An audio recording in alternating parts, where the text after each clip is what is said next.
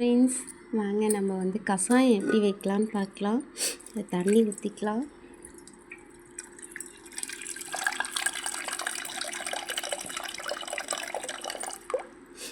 நான் திருப்பதிக்கு நடைபாதை போயிருந்தேன்.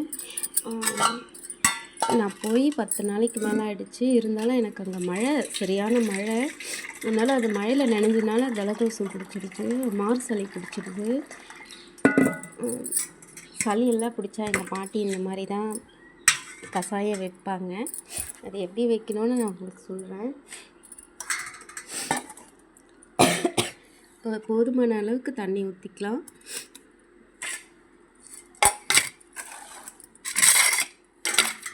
பாருங்கள், வெத்தலை எடுத்துக்கலாம். நல்லா, நான் வந்து கருப்பு வெத்தலை தான் வாங்கியிருக்கேன். நீங்களும் பார்த்து வாங்குங்க. எந்த பொருளுமே தண்ணியில் ஒரு வாட்டி நல்லா அலசி சுத்தமாக பண்ணி எடுத்துக்கோங்க. போட்டுக்கலாம். பாருங்கள், வெத்தலை போட்டுக்கலாம். நம்ம அப்படியே போட்டுடுங்க, முழுசாக போடுங்க. இது வந்து கற்பூரவள்ளி நம்ம வீட்டிலே இருக்குது. இதுவும் அலசிட்டு எடுத்துக்கோங்க. பெரியவங்களுக்கு தான் ஒரு இலை அந்த மாதிரி போட்டுக்கோங்க, 2 இலை கூட போட்டுக்கோங்க. சின்ன பசங்களுக்குன்னா வந்து இந்த இலையில கூட பாதி கிள்ளி கூட போடுங்க. பாட்டி வந்து மார் சளி பிடிச்சிட்டா இப்படி தான் பண்ணுவாங்க, கஷாயம் வச்சு தருவாங்க. நானும் கோவிலுக்கு போய் வந்ததுலேருந்தே ஹாஸ்பிட்டலுக்கு போயிட்டு தான் வந்துட்டுருக்கேன். ஆனாலும் செட் ஆக மாட்டேங்குது. கற்பூரவள்ளி, வெத்தலை போட்டிருக்கோம் நம்ம. இது வந்து துளசி நல்லா அலசி எடுத்துக்கோங்க. இதெல்லாம் நம்ம வீட்டாண்டே ஈஸியாக கிடச்சிடும். இது துளசியெல்லாம் இதையும் அலசி இதில் போட்டுக்காங்க. இது வந்து புதினா இலையும் கொஞ்சம் போட்டுக்கோங்க, வாசனையாக நல்லாயிருக்கும். இஞ்சி வந்து தோலெல்லாம் எதுவுமே எடுக்காதீங்க. தோல் எடுக்காமல் நம்ம இந்த உரலை நசுக்கி போட்டுக்கலாம். சும்மா லைட்டாக தட்டிக்கலாம். சும்மா லைட்டாக வந்து இஞ்சி தட்டி போட்டுக்கலாம். பாருங்கள்,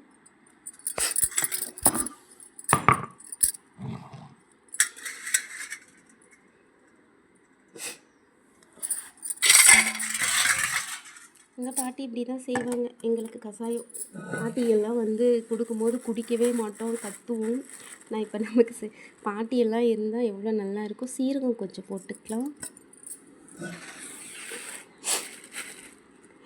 மிளகு போட்டுக்கோங்க. மிளகு வந்து நீங்கள் நசுக்கி கூட போடுங்க, ஆனால் எனக்கு ரொம்ப காட்டாக இருக்கும், அதனால தான்.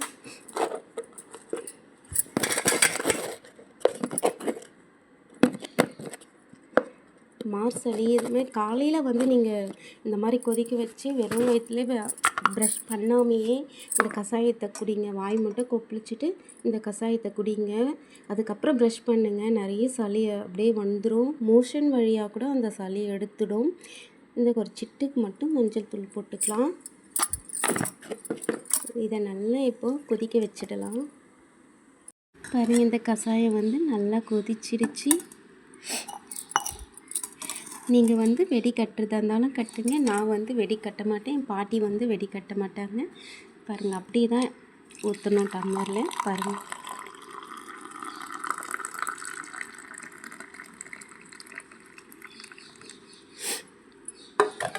அவ்வளோதான். இந்த கஷாயம் வந்து ரெடி ஆகிடுச்சு.